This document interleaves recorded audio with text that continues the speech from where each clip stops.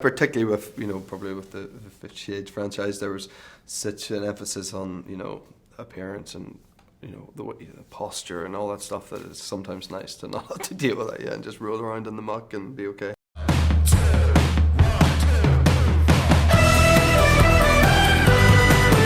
How rewarding is it being in a movie that 90% of it's going to be completed after you're done to see what it looks like? It is strange. I've done that. I've been in that situation before where not quite so much,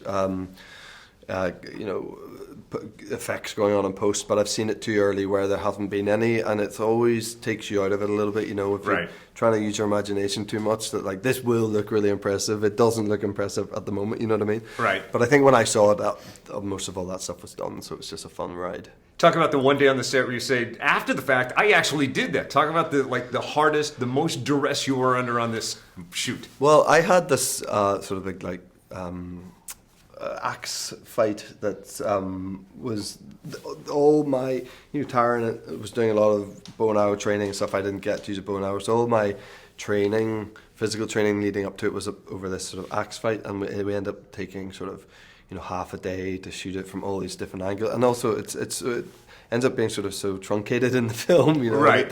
It's definitely like there and it's happening and stuff, but the reality of it is that we shot so much more of it, and actually there's some elements that then didn't really make sense in terms of we changed the thing in the story. So, sure. I remember just being exhausted that day, but it was a night shoot as well, so it was like into night and just trying to gear yourself up for like one more take of like jumping up. But I love all that stuff. I love all the physical side of it, Oh, it pays off. The action in this just bananas great. That's and I cool, love how contemporary it plays. Yeah, it does feel like that, hopefully, yeah. Is this a great role for you in that, like, the snapshot of it, you think he's probably one of the good guys, but he might not be one of the good guys? Right, yeah, but I think that's what's cool about it, and that's what I felt like when I read it, and at the start I was going, yeah, this guy's like an inherently good person, he's trying to do the right thing for the people, and it's a lot about him is very admirable, and then, things happen in the story along the way, and lines are crossed, and people are,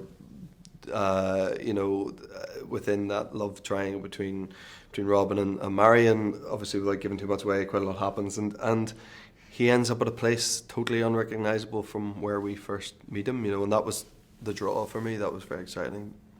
Is it nice to be in a movie that's a period piece such that in other movies where you have to be glamorous, you have to look like a leading man all the time, in this you can look a little grungy, dirty, you can have a late night, it will probably just make you look that much more so. Yeah, that probably is a nice thing, particularly with, probably with the 50 Shades franchise, there was such an emphasis on, appearance and, the posture and all that stuff that it's sometimes nice to not have to deal with that, and just roll around in the muck and be okay. Right, and this one, get less sleep, bathe less. Yeah, good. Exactly, good, you look great.